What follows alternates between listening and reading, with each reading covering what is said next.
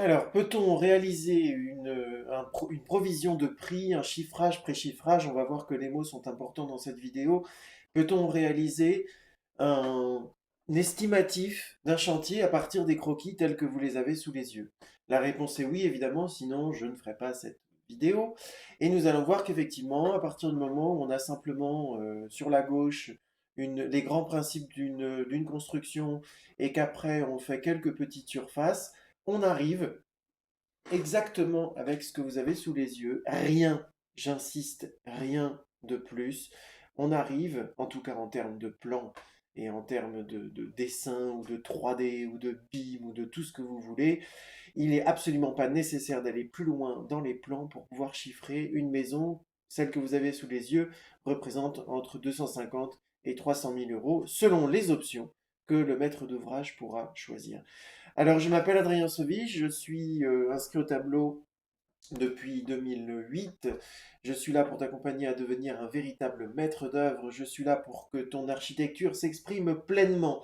Alors, avant d'aller plus loin, j'aimerais que tu saches que tout ce que je t'explique, c'est accessible en accès libre. Sous cette vidéo, tu peux télécharger le fichier dont je vais parler. Tu peux découvrir tout notre univers instanté et nous t'invitons, toi, jeune architecte, toi qui viens de t'inscrire à l'ordre après 10 ans de bons et loyaux services dans différentes agences, toi qui es doté d'une grande expérience et qui a envie d'améliorer ton service, vous êtes tous et toutes les bienvenus pour découvrir l'univers instanté en cliquant dans les liens qui sont sous cette vidéo. Alors, chiffrer une esquisse avec les images que vous avez sous les yeux, c'est tout à fait possible. Il s'agit simplement de briser certains codes, de briser certaines vérités qui ont été dites et inculquées pendant les études. Et c'est ce que pendant les études ou pendant la carrière ou pendant le travail dans une agence. Et c'est ce que nous allons voir tout de suite dans cette vidéo. Alors, chiffrer une esquisse, là, il y en a déjà pas mal qui sont partis, cette bonne blague. Comment est-ce qu'on peut donner un chiffre précis? C'est complètement idiot. Voilà, alors tous ces trucs-là, si effectivement ils sont un peu trop ancrés dans votre esprit, vous pouvez quitter tout de suite la vidéo. C'est pas la peine.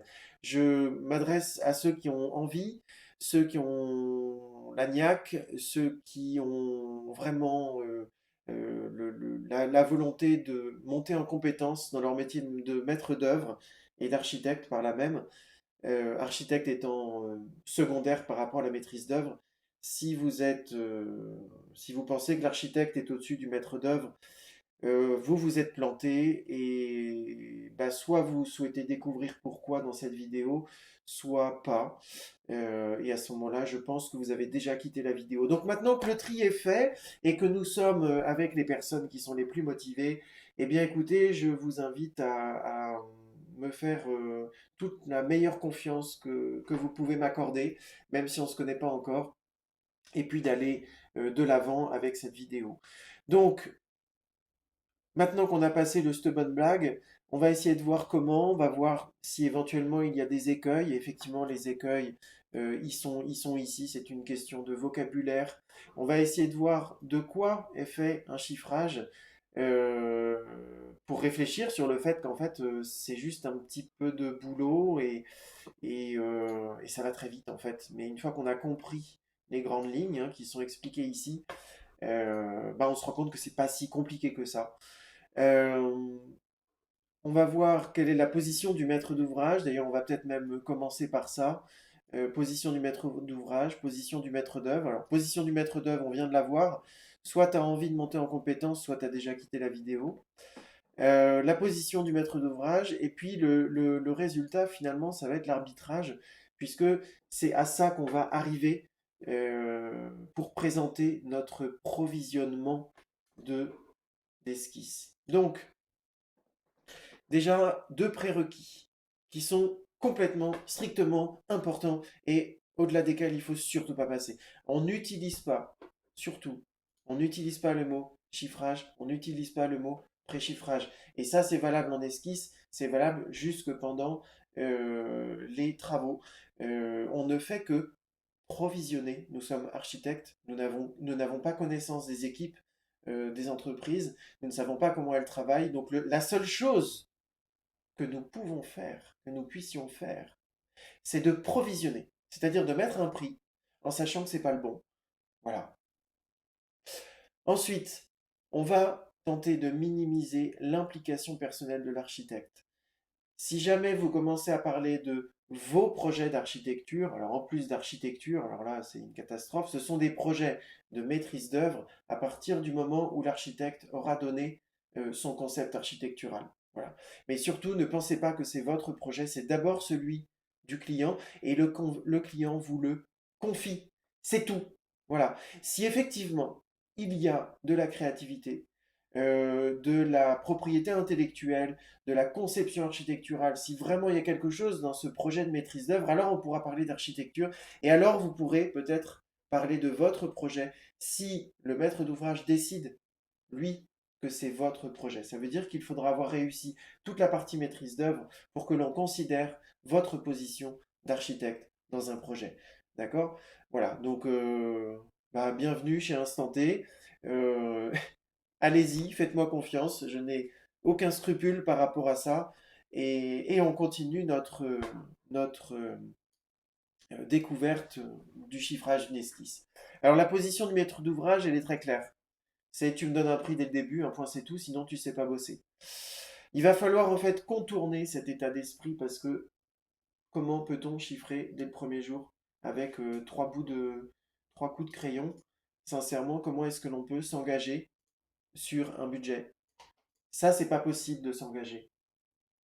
Vous entendez bien ce que je dis?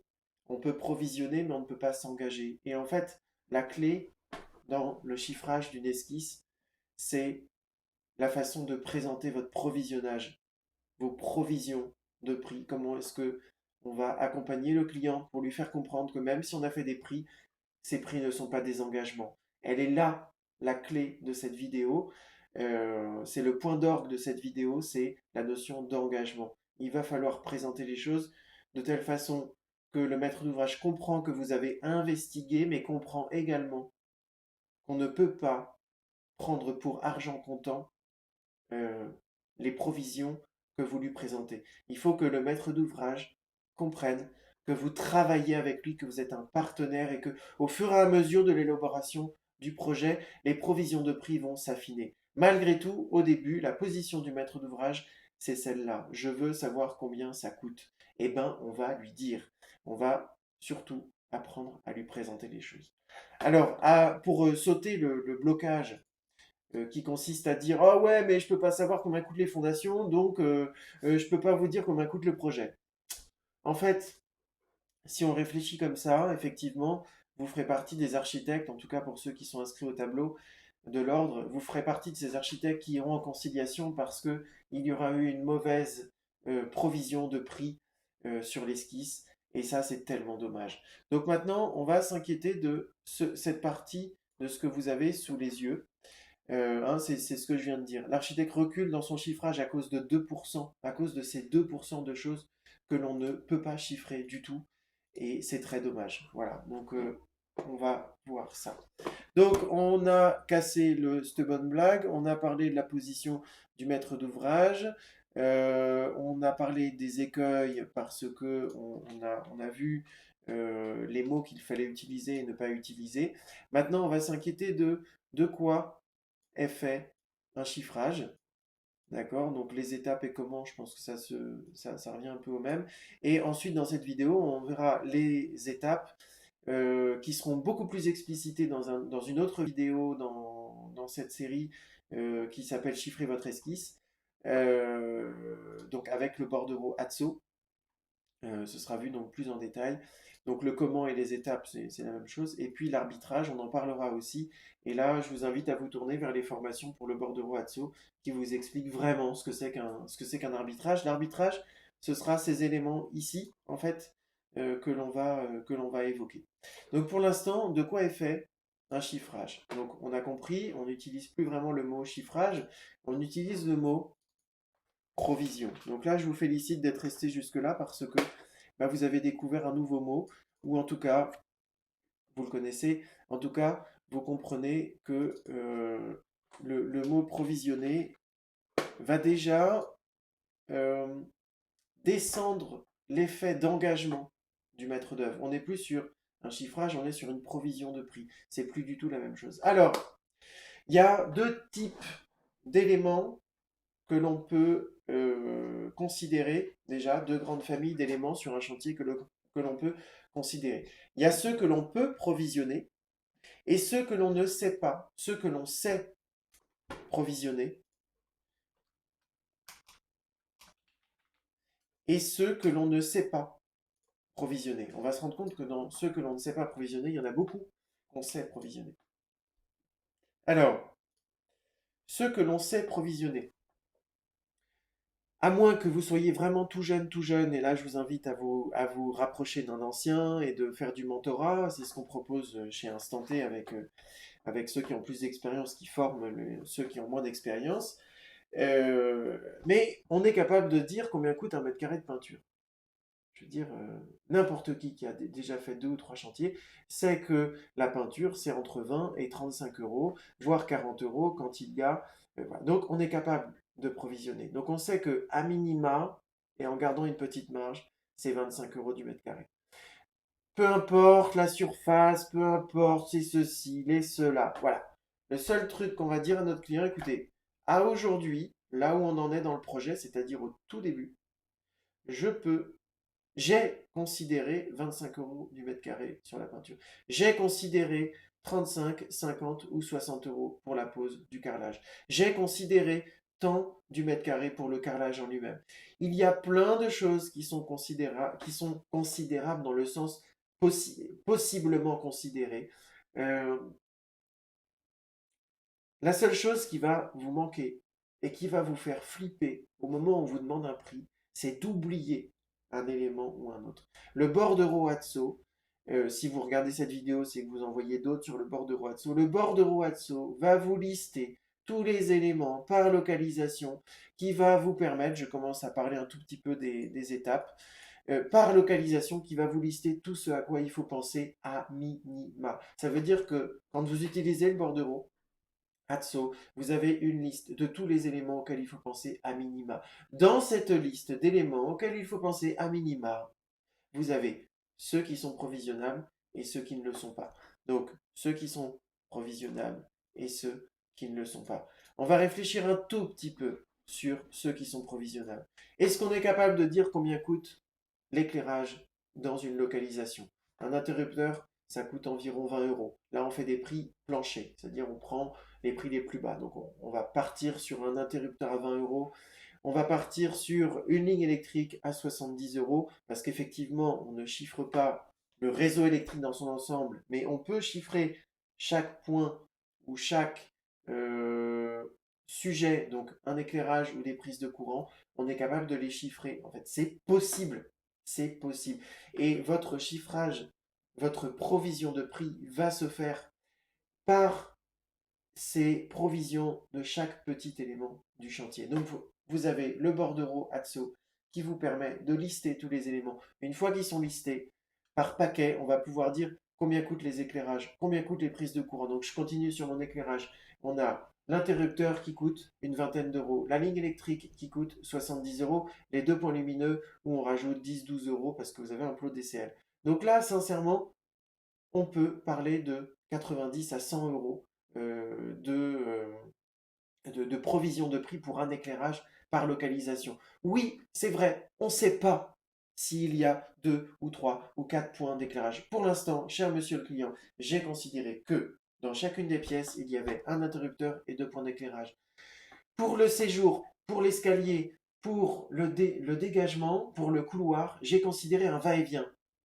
J'ai mis un prix un peu supérieur, 120, 125 euros. Voilà. En fait, le simple truc, c'est qu'il faut lister, mettre un prix, mettre une provision de prix, et derrière expliquer comment est arrivée cette provision de prix. Et vous allez voir qu'on en parlera dans cette partie-là. Voilà. Alors, j'ai peut-être un ton un peu blasé, un peu fatigué, vous l'aurez peut-être remarqué parce que moi-même je m'entends parler. Euh, Effectivement, je crois que je suis fatigué d'entendre et très triste d'entendre que des architectes ou des jeunes architectes n'arrivent pas à faire ce chiffrage. On a l'impression que c'est le truc le plus dur du monde. Et pire que tout, et c'est peut-être ça qui me fatigue le plus, c'est une espèce de raison pour laquelle le métier est compliqué et c'est comme ça qu'on valorise la complexité du métier et donc son coût. Je trouve ça très dommage, alors qu'effectivement, avec le bordereau Atso, vous pouvez passer au travers de ça, illustrer le travail, montrer une capacité de réflexion, d'accord, que peut-être beaucoup de personnes, de confrères ou de consoeurs, ou voilà, n'ont pas et restent bloqués sur je ne peux pas vous dire combien ça coûte parce que j'ai la trouille qu'on s'engage tous dessus. Bah voilà, vous avez aujourd'hui de quoi faire pour pouvoir vous engager sur des valeurs, en tout cas vous engager sur des façons de réfléchir ces valeurs pour laisser le maître d'ouvrage petit à petit s'approprier son budget, comprendre pourquoi il ne pourra pas tout faire. Donc là on parle de la psychologie, de l'affect que le maître d'ouvrage va mettre dans son projet. Bref, ce que l'on sait provisionner, vous n'avez pas besoin vous n'avez pas besoin d'avoir fait Polytechnique, vous pouvez provisionner 90% de tous les chantiers que l'on vous met entre les mains. C'est une vérité, c'est une réalité. Faites-moi confiance et rejoignez-nous dans le groupe des Adsonautes sur Facebook. Intéressez-vous à Instant T, foncez, c'est une réalité, je ne sais pas quoi dire d'autre. Alors, après, il y a une dizaine de pourcents. Alors bien sûr, les chiffres, ils sont très factices, ils sont représentatifs à leur niveau, mais on a effectivement une partie où on n'est pas devin. Et bah, désolé, j'ai le chien qui fait ses étirements. Euh, on a une partie où effectivement on ne va pas être très à l'aise avec le prix. Alors, même dans cette partie qui représenterait à peu près une dizaine de pourcents, imaginez que vous pouvez maintenant regarder votre client en disant il y a 90% du chiffrage dont je suis à peu près sûr, même sûr, hein, voilà. Par contre, il y a 10%, et je vais vous expliquer pourquoi et comment, il y a une dizaine de pourcents sur lesquels, eh bien, il y a encore des inconnus, et voilà. Alors, il y a 8%, voilà, où effectivement, on peut simplement aller sur Internet, on peut poser des questions à notre mentor si on est tout jeune, on peut regarder dans les anciens devis, et cette fois-ci, on va avoir une provision main lourde. C'est-à-dire que on va dire à notre client, écoutez, ne sachant pas trop, mais ayant vu ce que j'ai vu et ayant entendu ce que j'ai entendu, j'ai préféré mettre ce prix-là. Alors, plus tard, on aura très certainement une bonne surprise, mais pour l'instant, je préfère vous dire que ça coûte ce prix-là. Voilà. Donc là, vous avez une vision intelligente de la chose. Je me suis fait, j'ai eu honte une fois parce qu'un client, alors ça commence à remonter maintenant, mais un client effectivement m'a sorti des prix alors que moi j'étais là comme un gros malin d'architecte qui sait tout là, à lui dire ah non non non, mais de toute façon on peut pas dire combien ça coûte, ce serait trop idiot de s'engager sur quoi que ce soit. Mais c'est pas ça qu'on nous demande. Ça c'est ce qu'on vous a dit pendant les études, c'est ce qu'on vous a dit en agence, voilà, parce que les gens avaient la trouille, ils ont la trouille au ventre parce qu'ils ne savent pas présenter les choses. Donc ils ont la trouille et ils ne disent rien. Mais mon client, lui, qui n'est pas complètement idiot, il a été capable d'estimer non, bah non, je sais plus ce que c'est. Mais enfin bref, je me souviens du sentiment que j'ai eu quand ça s'est vérifié au moment du chiffrage. Le mec, il est revenu vers moi et me dit, vous voyez, monsieur Sovich, que c'est possible. Waouh, vas-y, prends ta fierté entre les mains là, et puis tu la chiffonnes un bon coup, puis tu la mets dans la poubelle. Et le mec, il avait raison. C'est chiffrable. C'est chiffrable. Alors c'est chiffrable, main lourde, et après on avise. Mais c'est ça qu'on nous demande. Voilà. C'est juste ça qu'on nous demande. Voilà. Bon. Donc ça, c'est les 8%. Et puis, oui, c'est vrai, il y a des choses qu'on ne peut pas chiffrer, qu'on ne peut pas provisionner parce qu'on n'a absolument pas les éléments pour chiffrer. Alors oui, parfois, c'est 2% du nombre d'interventions sur le chantier qui vont représenter 20% du montant du chantier. J'espère que vous avez bien compris ma phrase. Il y a un certain nombre d'interventions sur le chantier. Il y en a 98% que je peux, que tu peux, que vous pouvez, que nous pouvons provisionner. il y en a 2% que l'on ne peut peut-être pas provisionner. Soit. Le fait est que ces 2%, qui sont souvent ce qui concerne les sous-sols ou ce qui concerne ce qu'on va découvrir après démolition quand on est en rénovation, ces 2% d'intervention, leur valeur peut représenter 20-30% du montant du chantier.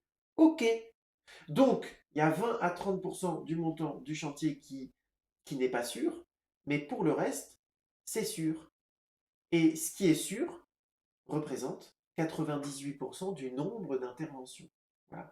Donc si je ne me suis pas bien fait comprendre, vous saurez qu'on peut tromper 1000 fois, qu'on peut tromper 1000 personnes, vous m'avez compris. D'accord? Donc, je ne répète pas, vous pouvez revenir en arrière sur la vidéo, mais je peux vous dire qu'au moment où je vous parle, j'ai les tripes qui sont à vif, et je sais qu'on peut chiffrer une esquisse, alors il faut foncer. Alors pour ces 2%, la seule chose, les deux seules choses que vous avez à faire, c'est déjà avoir la liste. Donc les pointer du doigt, ce que vous pouvez faire avec grâce au bordereau Atso, c'est pointer du doigt les éléments que vous ne pouvez pas provisionner. Et puis dire pourquoi. Voilà. Donc, ici, on provisionne.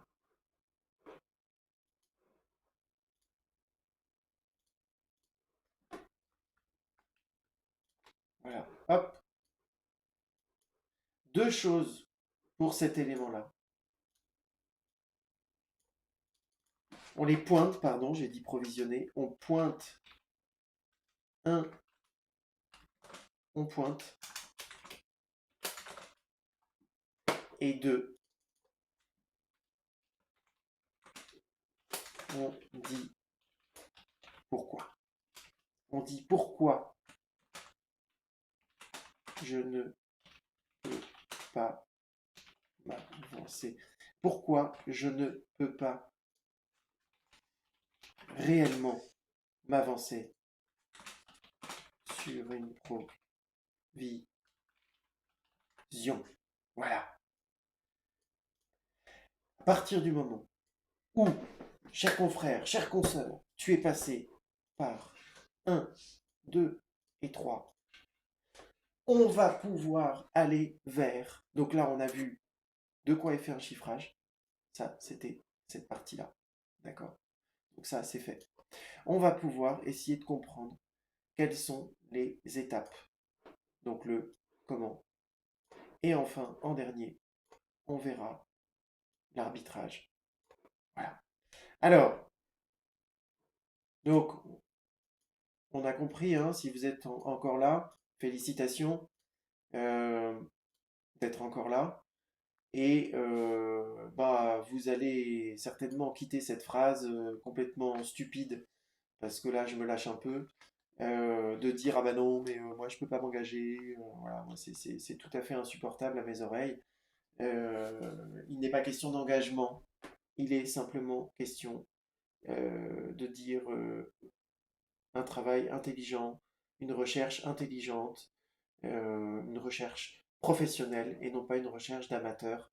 Et on va justement ne pas s'engager, on va simplement présenter les montants de chaque petit élément du chantier sur lesquels on a mis une provision de prix et ça va être à vous, maître d'ouvrage, de dire et de faire votre marché et de dire je prends ceci, je ne prends pas cela. Voilà. D'accord? Donc, dans le bordereau Atso, je la fais courte parce qu'il y a vraiment une vidéo qui est faite pour ça. Vous avez toutes les étapes qui vous permettent, euh, un, d'avoir une liste générique de sujets auxquels penser, et deux, grâce à cette liste générique, euh, par association d'idées, penser à tout ce à quoi on pourrait penser sur ce projet en spécificité. Voilà. Donc, première étape, on liste les localisations. Il y a pas, faut pas chercher. Même si votre dessin, je reprends ça. Hein. Voilà. Donc, première étape, je liste les localisations. Vous voyez que je l'ai fait sur mon carnet de croquis. Enfin, franchement, il y a même pas, enfin, il y a même pas à réfléchir en fait. Une fois qu'on a le concept, voilà, on se dit ouais, c'est un terrain en pente, je vais mettre les chambres en dessous, je vais faire une terrasse au-dessus. Là, je vais faire un truc un peu sympa. Bon, ok. Alors, il m'a dit quoi le client? Trois chambres, une salle d'eau. un couloir, un escalier, hop, on fait les surfaces. On regarde ce que ça donne au total. Ok. On positionne en gros les grandes dimensions, on se rend compte de l'emprise au sol de la maison, on sait que c'est sur 2 niveaux, boum, basta, c'est parti, je peux lancer mon bordereau. Donc dans mon bordereau Atso, effectivement, je vais commencer par lister toutes les localisations. Là, ceux qui ont été formés se reconnaissent. Et puis, j'espère d'ailleurs qu'ils connaissent les prochaines phrases que je vais dire. Hein. Et puis pour les autres, bah, je vous invite à découvrir le bordereau Atso, parce que bah, à partir du moment où vous aurez vu ça, vous maîtriserez votre métier de maître d'œuvre et vous pourrez exprimer votre architecture. Voilà. Donc, effectivement, on liste les localisations. Dans chaque localisation, on va lister tous les topics. Chez nous, on appelle ça des topics. Ce sont tous les sujets par localisation. Le sol, enfin la finition de sol, la finition murale, comment on gère les radiateurs, comment on gère les fenêtres, comment on gère l'éclairage, comment on gère les prises de courant, comment on gère l'accès à la pièce.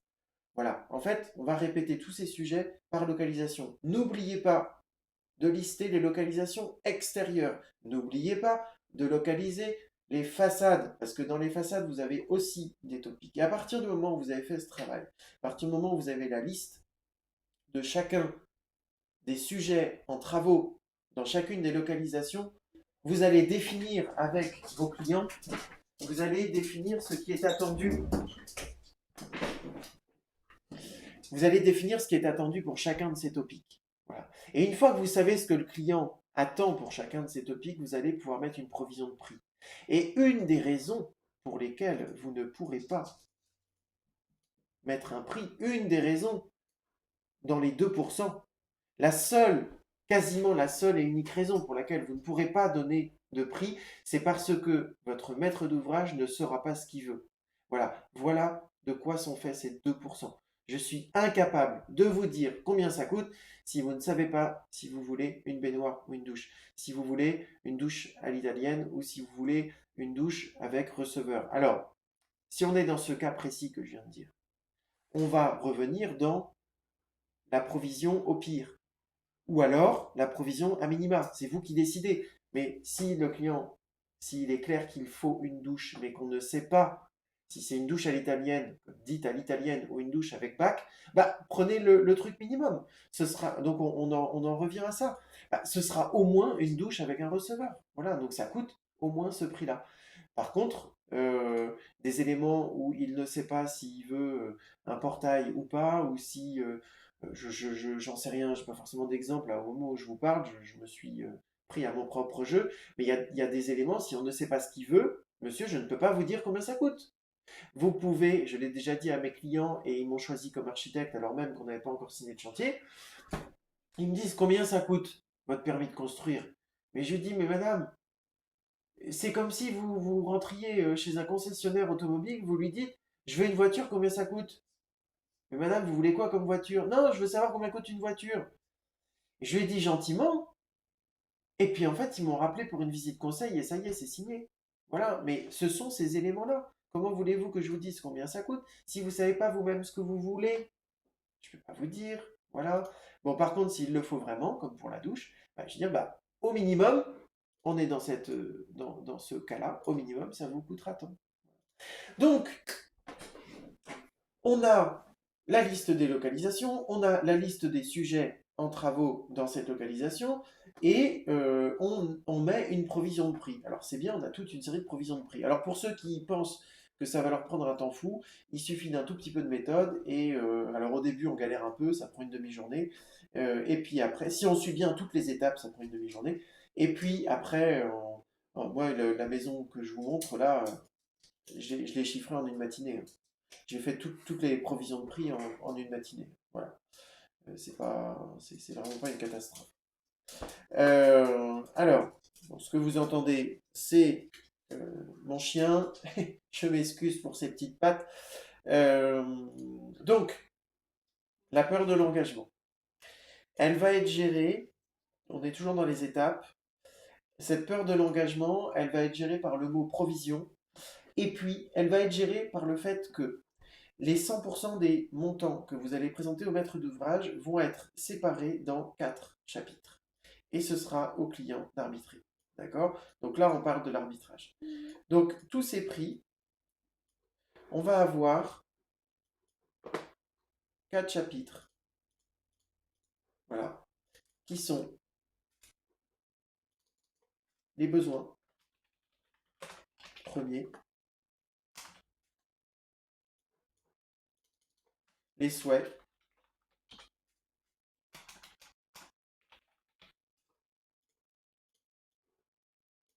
les proposés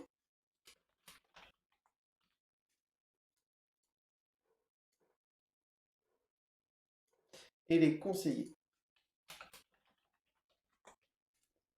Alors, ces 4 chapitres vont nous permettre de présenter tous les prix sans qu'il y ait un total.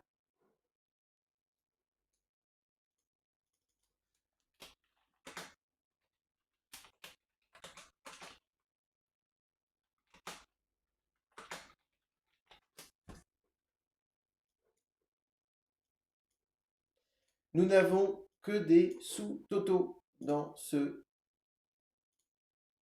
euh, dans ce carnet. C'est-à-dire qu'on a un sous-total des besoins premiers, un sous-total des souhaits, un sous-total des proposés et un sous-total des conseillers. Ça va être au maître d'ouvrage de faire son marché et de lister tous les sujets de travaux qui sont retenus. D'accord? Alors, les besoins premiers. Les besoins premiers, c'est ce qui répond strictement à la demande du client. J'ai besoin d'une pièce en plus, j'ai besoin de construire une maison avec 3 chambres. Voilà, ça c'est le besoin premier. Le souhait, j'ai besoin d'un jacuzzi.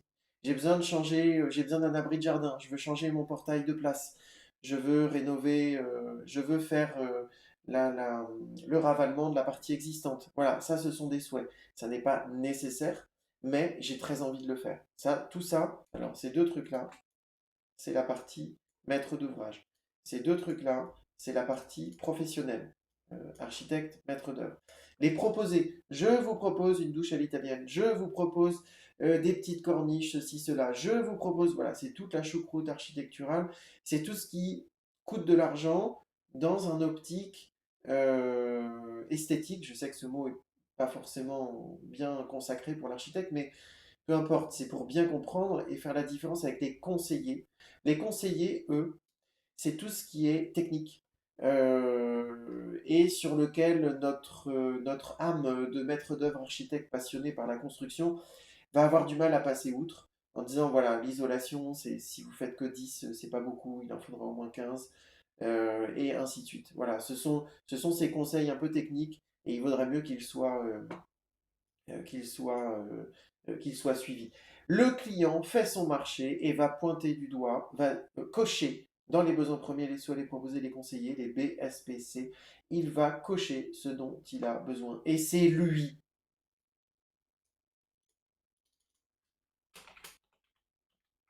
C'est lui, le maître d'ouvrage, qui fait son prix. Voilà. Et donc ce sont les retenues. Ça constitue la liste des retenues. Voilà, voilà, voilà. J'ai pas grand-chose de plus à vous dire. C'est déjà beaucoup plus long que ce que j'imaginais. En tout cas, ne venez pas me voir en me disant que c'est pas possible de chiffrer une esquisse. Parce qu'on ne chiffre pas une esquisse, on la provisionne. Et c'est au maître d'ouvrage de faire son propre prix. Allez, à ciao, bonsoir. Si ça vous a plu, abonnez-vous. Si ça vous a plu, mettez un pouce bleu. Rejoignez-nous sur le groupe Les Adsonautes sur Facebook. Votre métier d'architecte, sa difficulté n'est pas une fatalité. On peut tous y arriver. C'est absolument passionnant. On peut tout à fait s'éclater dans ce métier. Donc, à vous de jouer.